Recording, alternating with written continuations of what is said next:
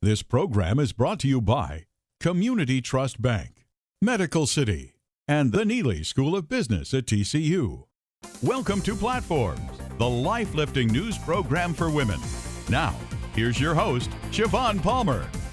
Hey everybody, welcome to Platforms, the life-lifting news program for women.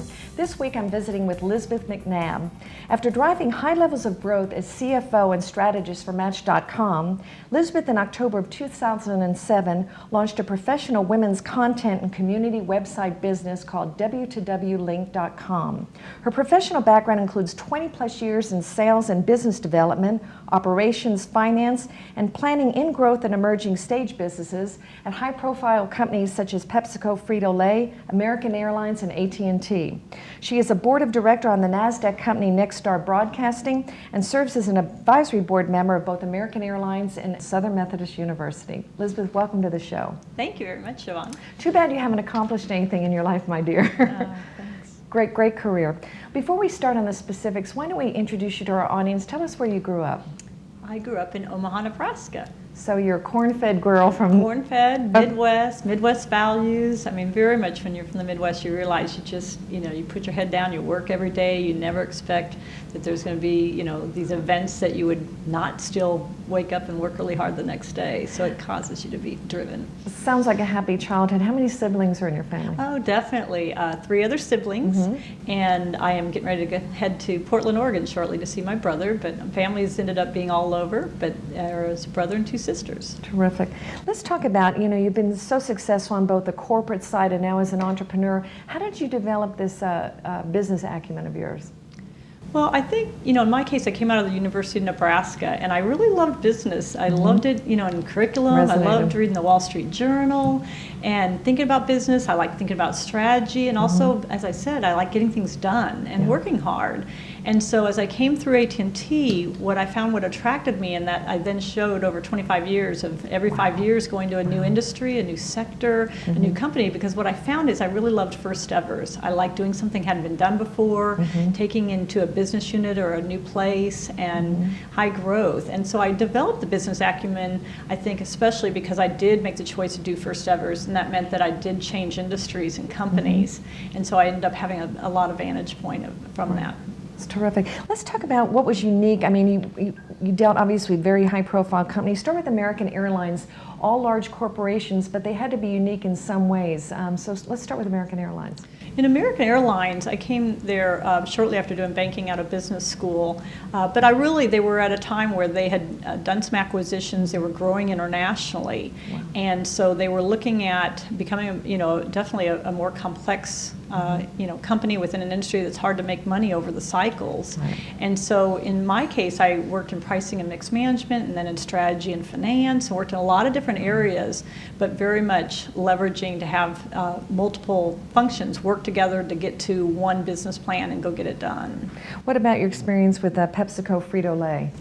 Frito-Lay was probably my, life-transforming kind of career experience, really, when I think about it, because I had been in large company settings, I'd been an innovator inside them in a small business unit, but when I went to Frito, I was bringing a lot of things together, and so I ended up being in what was my first, probably the highest performing team setting, and I think any of us that have been on a really high-performing team know the rewards from that, the hard work to get there.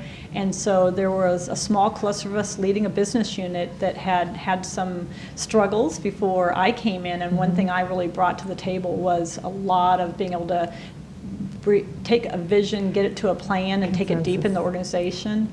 And so I think that Steve Williamson, who I collaborated with, we would both say that it was a really successful couple of years, and he then took a team, as I moved into other areas of innovation, to multiple years of the best. So it was a great experience. Let's talk about when you decided to launch w2wlink.com, October 2007. Was there this watershed moment for you? You had a very successful corporate career. What made you decide to jump over to the world of being an entrepreneur? Interesting you said that. I think that, one thing is by then I realized I was in a sequence of switching companies and industries and creating a lot of value and wanting to do growth. And each time when you get to the back end of a growth phase, it needs to go into a stabilizer phase. So I intuitively would end up hiring people that were different from me to then take it to that next level. And I'd have to grieve and let go a little bit and move forward. And so I watched that pattern and recognized that there were really good things about that, but also I was creating value. And in large corporate setting, I wasn't always able to benefit from that value, candidly, because I would move forward before all the rewards were there.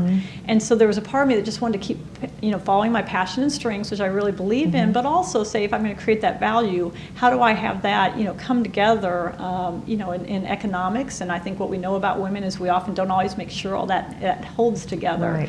So I really was looking at it and was making a decision whether I would go into a portfolio situation. And Match.com, owned by Barry Diller and Interactive Corp, really had set up a portfolio situation where an individual company could build results. And so that was really appealing to me. And then number two, digital had come through, and it was basically 5, 6, 7 years later, and they needed to be profit driven and be marketing smart driven. Right. And so somebody like myself and others that have come from backgrounds that have gotten that done in bigger companies were able to do some neat things there. So I saw that opportunity.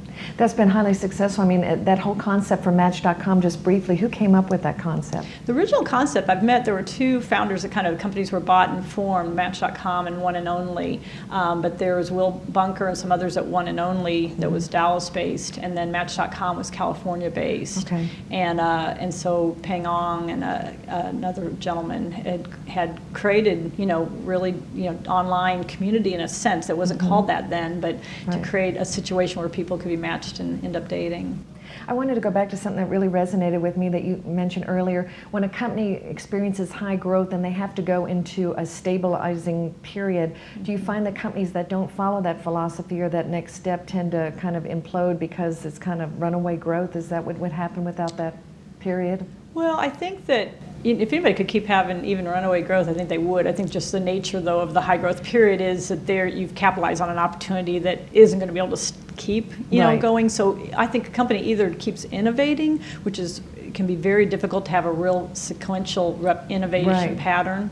And so for many, they then do need to take some cost out, keep it smooth and some growth, and have that happen long term. And so I think that companies that are successful to do that do recognize they need to have different profiles and a different business model and have some change in leadership. And as we know, some companies are more comfortable thinking you're not going to keep everybody with you, and some would like to have everybody stay, and sometimes that causes issues. It's kind of like a yoga exercise. You have to take a deep breath and kind of assess the situation before moving forward. Exactly, definitely. Okay. And be willing to lead through change, though, and that change means you're going to have some people not end up being with you. And in my case, it was not negative at all. I went on to other great innovation and change. I would recognize this is not where I'm best, but for a lot of places it's hard to let go of people and the culture. Sure, exactly.